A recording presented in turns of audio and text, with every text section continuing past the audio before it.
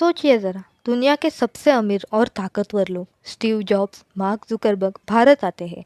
ना ही किसी business meeting के लिए, ना ही किसी लग्जरी होटल में ठहरने के लिए, बल्कि उत्तराखंड के एक छोटे से आश्रम में ऐसे संत को ढूंढने जो खुद ज़्यादा बोलता ही नहीं था, लेकिन लोगों की ज़िंदगी बदल देते थे। उनका नाम था नीम करोली बाबा। नीम करोली बाबा का असली नाम लक्ष्मी नारायण शर्मा था। बचपन से ही वे बाकी बच्चों से बहुत अलग थे। उन्हें न खेलकूद में दिलचस्पी थी, न ही दुनिया की भागदौड़ में। बहुत कम ही उम्र में उन्होंने अपना घर, समाज और अपनी पहचान छोड़ दी। वे एक अद्भुत बन चुके थे, जिन्हें न भूख की चिंता थी, न समय की, न ही मृत्यु की। लोग कभी उन्हें पागल समझते तो कभी भगवान, लेकिन जो भी उनसे मिलता वो खाली हाथ वापस नहीं जाता था। एक बार उन्हें बिना टिकट ट्रेन से उतार दिया गया। गार्ड ने बहुत सख्ती दिखाई और साधु को प्लेटफॉर्म पर ही छोड़ दिया, लेकिन ट्रेन चल ही नहीं पाई। इंजन पूरी तरह से रुक गया। इंजन पूरी ताकत से तो चल रहा था, ड्राइवर भी परेशान हो गया। फिर भी ट्रेन ज़मीन से जैसे चिपक ही गई हो। आखिर किसी ने कहा, जिस साधु को उतारा है उन्हें वापस बुलाइए। जैसे ही नीम करोली बाबा दोबारा ट्रेन में चढ़े, ट्रेन चल पड़ी। बाबा बस हल्की मुस्कान के साथ चुपचाप बैठ गए। तभी से लोग उन्हें मिरेकल मैन कहने लगे।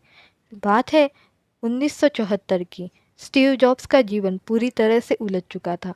एप्पल से बाहर हो चुके थे। भविष्य साफ दिख नहीं रहा था।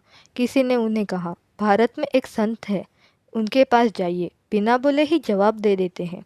जॉब्स भारत आए, नीम करोली बाबा से मिलने कैची धाम पहुँचे, लेकिन तब तक बहुत देर हो चुकी थी। बाबा शरीर छोड़ चुके थे। जॉब्स टूट गए, फिर भी उसी आश्रम में रुक गए। उसके बाद कुछ ऐसा हुआ जिसने उन्हें अंदर से बदल दिया। उन्होंने पहली बार अपने भीतर एक शांति का अनुभव किया।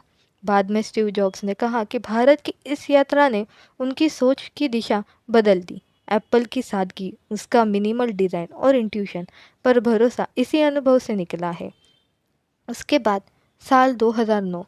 फेसबुक तेज़ी से बढ़ रहा था, लेकिन मार्क जुकरबर्ग खुद कंफ्यूज थे। स्टीव जॉब्स ने उन्हें सलाह दी, भारत जाओ। मार्क जुकरबर्ग नीम करोली बाबा के आश्रम पहुंचे।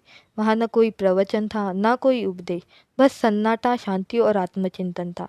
इस यात्रा के बाद फेसबुक का विजन बदल गया। सिर्फ नेटवर्क नहीं, बल्कि एक ग्लोबल कम्युनिटी बनने की सोच। मार्क जुकरबर्ग ने माना कि यह सफ़र उनके करियर से ज़्यादा उनकी सोच बदलने वाला था। नीम करोली बाबा का दर्शन बेहद सरल था। वे सबसे कहते थे, लव एवरीवन, सर्व एवरीवन और मोस्ट इम्पॉर्टेंट, फीड एवरीवन। उनके लिए भूखे को खाना खिलाना मतलब भगवान की पूजा करने जैसा था। न धर्म की दीवार, न जाति का भेद, न अमीर गरीब का फर्क। आज भी उनके आश्रम में हजारों लोग बिना नाम पूछे भोजन पाते हैं। नीम करोली बाबा कभी खुद को भगवान नहीं मानते थे। वे कहते थे, मैं तो सिर्फ प्रेम हूँ। शायद यही वजह थी दुनिया के सबसे बड़े और अमीर दिमाग भी उनके सामने झुक गए, क्योंकि असली ताकत पैसों में नहीं, बल्कि भीतर की शांति में होती है। नीम करोली बाबा कोई नाम नहीं थे, वो एक अनुभव थे। दादा, इनको खाना खिलाना, चाय पिला दी? हाँ, चाय पिला दिया, नाश्ता करवा दिया। और अच्छा खाना खिलाएंगे दोपहर में। खिला ना, दूध बना के ऐसे दे दो अंग्रेज को। अच्छा, ला उसको वो भूखा है। अच्छा।